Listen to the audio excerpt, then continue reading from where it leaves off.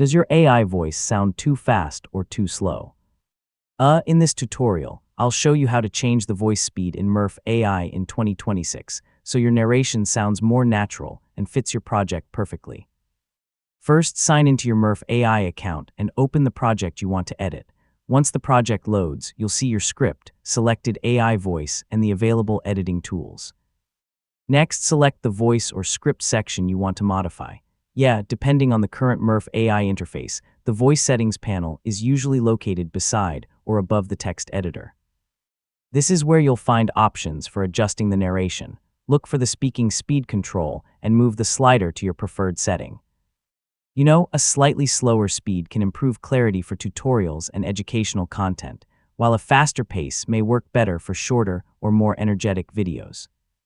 After adjusting the speed, generate a preview and listen carefully. Make sure the narration still sounds natural and that words aren't rushed or stretched too much. If needed, continue making small adjustments until you're satisfied. Changing the speed often works best when combined with other editing tools. So if your narration still doesn't sound right, consider adding pauses, improving pronunciation, or slightly editing the script for smoother delivery. And that's how you change the voice speed in Murf AI in 2026.